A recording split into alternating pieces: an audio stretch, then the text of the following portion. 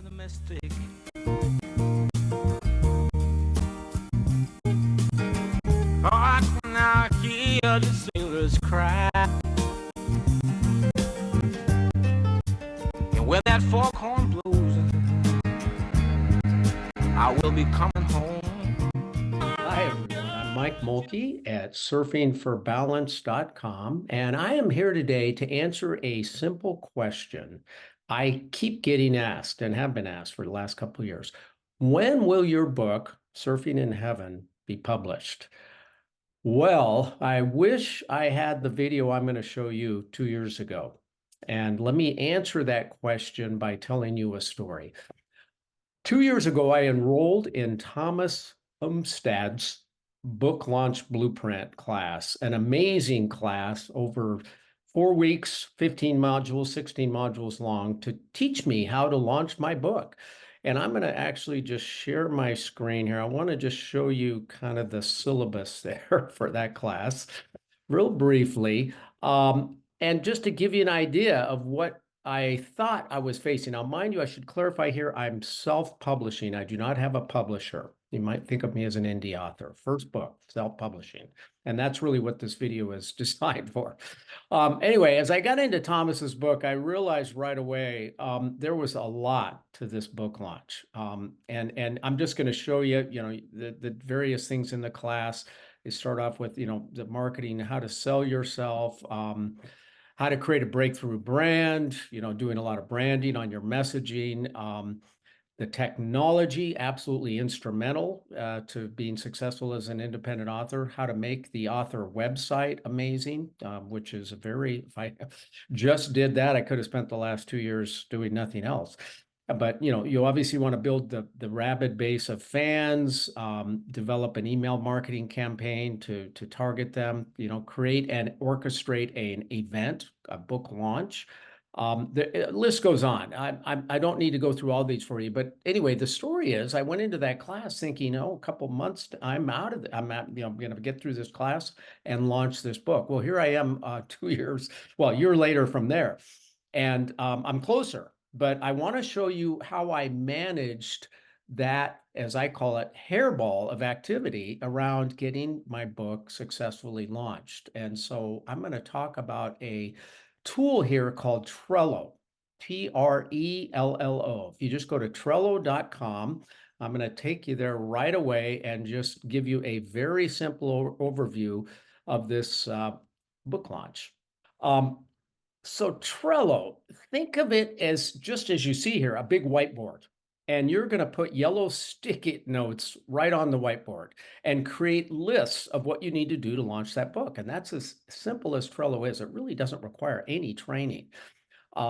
If you just go into Trello.com, hit create a board, it's going to set you up with a board. And from there, you just add yellow stickies, which are called cards, and you just create lists. And you can see here, I've got actually 3 different lists. I've got a couple of them duplicated with stars. But anyway, my son and I actually used it to manage all the intricate details around the planning of a long distance bike ride. I'm using it to monitor my podcast interviews. I also use it, and what I'll show you, to monitor all the book launch details around getting my book successfully launched. So let's just dive right in. I want to take you to the podcast tracker. What I used this for, and oh, by the way, as you set up your board, it'll give you the option of picking a background, and that's kind of fun. And I got one surfing, of course, because my book's about surfing. But I will tell you, don't spend too much time on that because you're not going to see much by the time this board is filled in, and you'll see what I mean. These lists just add on. But very simply, I'm using it going left to right across my screen. From the far left are the no's I've gotten. I have a list of target podcasts, 38 of them right now. And as I get no's, I'm pushing them off to the left.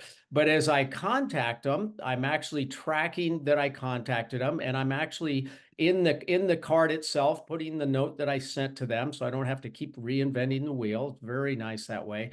I color code everything.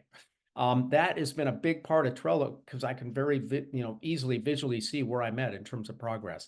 Once I get a response from the podcast. I actually move them over, and I'll just take one here. So if we take, say, David Jacques, I could move him to contacted. I could move him. I got a response from, as you see, you just go across the board. And once they get booked, you put them in the book category. And then again, when they're recorded, I record them.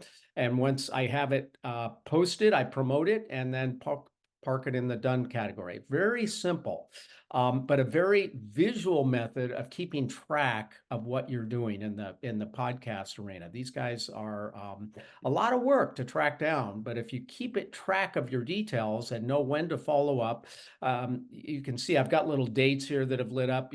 I actually put a notification on March 20th. Go ahead and remind them because you haven't heard back. And once you hit March 20th, you can click it in and you can see the little date turns green when you've completed it. So just very easy to navigate across this just for the podcast. Now, again, get ready for the hairball because that's one component of the book launch process that Thomas taught in his novel marketing book launch blueprint class. I'm going to go to that board where that came from, and you can see over here a lot more cards lined up in lists of what I need to do. Under the book launch, podcasting is one card, and I moved that card off to a separate board. But if we just go left or right again, I'll kind of show you how I manage the amazing details and book launch processes. So I kept track as I was writing the book, even I used Trello because I kept track of things like quotes I was using them. As I put them in the book, I turned them green. I even kept track of Bible quotes, same thing. You get down here, a lot of them are orange. I was thinking about them, and then you'll see there's a bunch down here that I haven't used. But that's how I kept track of what quotes I used. The chapters, as they got completed, I turned them green. I had due dates on each chapter as I wrote the book. Action items for each chapter. I kept track of individual action items. The book launch blueprint class gave me some ideas on things I should do, creating a reader magnet, inserting that into my email marketing list, taking a certain class from Novel Marketing on publishing. I knew I needed to do these things, but putting them on a card and putting them in the actual Trello board really helped me keep track of them. And you can see there's some things I haven't done. As we go to the right, you'll see less green and more other colors because I haven't done a lot of the things as I'm getting close to my launch.